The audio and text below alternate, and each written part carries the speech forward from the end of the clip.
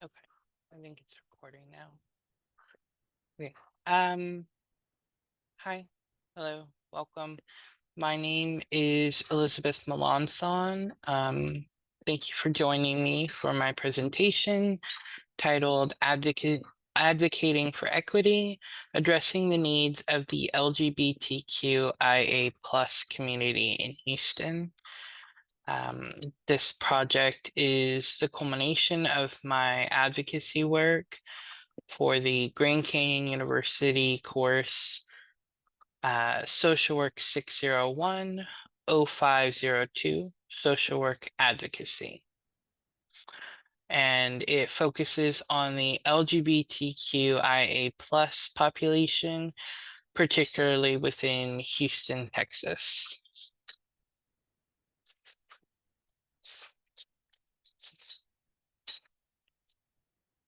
Okay. So a brief introduction to the LGBTQIA plus community.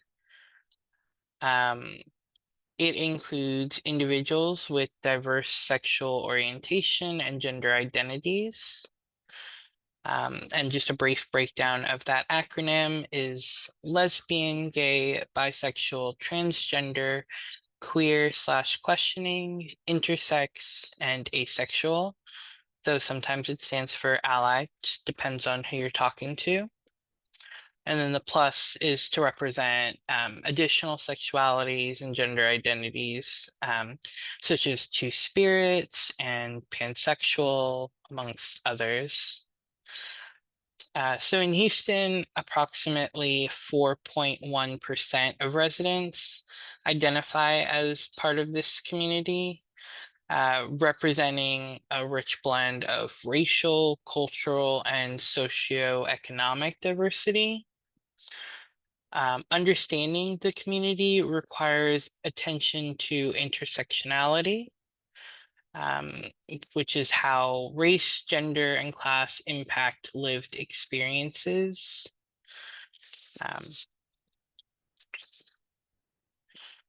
Some cultural aspects and challenges. While many individuals form strong community ties, they also face significant barriers. Discrimination in housing, employment, and healthcare remains common, particularly in states like Texas, which lack comprehensive legal protections.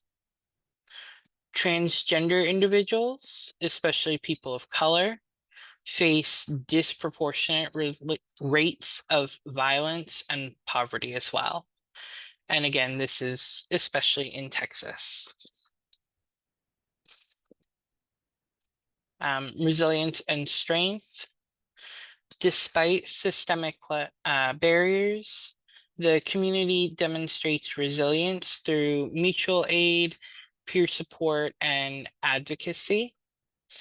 Organizations like the Montrose Center provide affirming mental health care, as well as gender affirming care, while events like Pride, whether that be festivals, parades, and other events, foster visibility and solidarity. And then there are protective factors such as community belonging and affirming support networks, which are key to mental wellness. Historical and current marginalization. Historically, LGBTQI plus identities were criminalized, pathologized, and excluded from civil protections. A prime example would be the Stonewall Inn raid and riots of 1969. And this legacy continues today through anti-trans legislation, curriculum restrictions, and the absence of statewide non-discrimination laws in Texas and across the US. Marginalization is reinforced by current policies and rhetoric targeting gender affirming care and drag performers as well. It's also worth noting that the ACLU is currently tracking 588 anti-LGBTQ bills across the US as of May 16th, 2025. And one last note regarding this is that unfortunately, this marginalization does not just occur from heterosexual individuals towards members of the LGBTQIA plus community. This can also occur within the community as well. In particular, towards bisexual and asexual members of the community who have to deal with bi erasure, asexuality denial, things of that nature as well. So just a thing to keep in mind is that it happens from without and in some instances from within. Policy impact at the local, state, and federal levels. Locally, Houston does have non-discrimination ordinances, but enforcement is unfortunately limited. And at the state level, Texas lacks inclusive legal protections and continues to introduce restrictive bills. Federally, the Equality Act would offer sweeping protections, but it remains stalled in Congress. And meanwhile, proposed Medicaid changes requiring community engagement hours and increased eligibility verification would disproportionately harm low-income LGBTQIA plus individuals. So those are all concerns. My advocacy plan overview.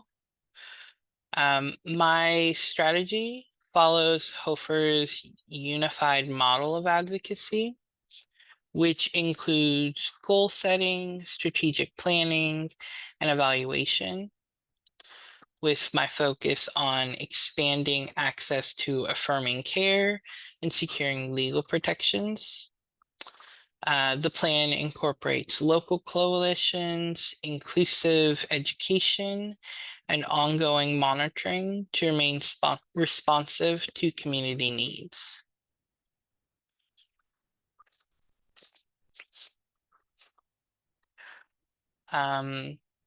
Social media campaign. As a quick note, I have a relatively small presence on social media. I'm very inactive on it. I rarely post, if ever. So my campaign is likely ineffective. However, it would possibly be more effective coming from someone with a more active social media presence. So I did launch a digital advocacy campaign using the hashtags Equality Act Now and Protect LGBTQ Rights. This campaign promotes education about the Equality Act, encourages action through petitions and letters to representatives, and amplifies LGBTQIA plus voices. And then the platforms used include Blue Sky, Instagram, and Facebook, in an effort to allow for broad and inclusive outreach. And on the side, you can see one of my posts to Blue Sky.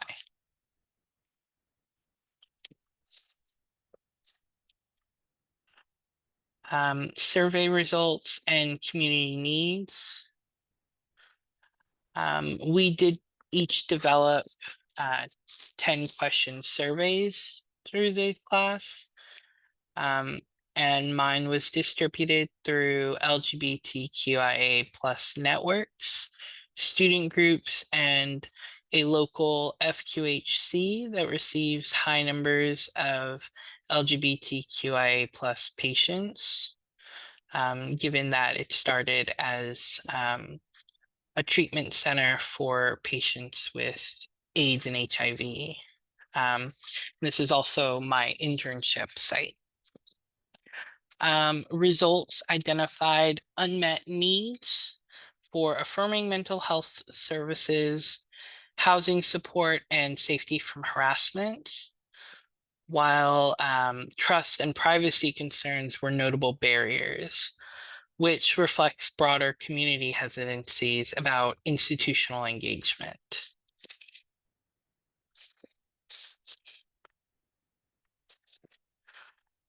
My evaluation strategy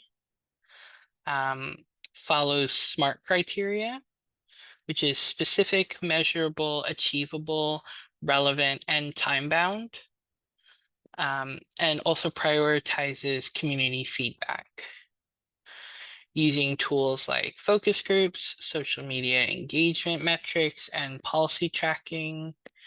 The aim is to assess both reach and impact. Though barriers include access limitations and institutional resistance. But those challenges only emphasize the importance of trust building and cultural competence. Some of the partner organizations for data tracking could be the Montrose Center in Houston, the Pride Impact Fund, organizations like that.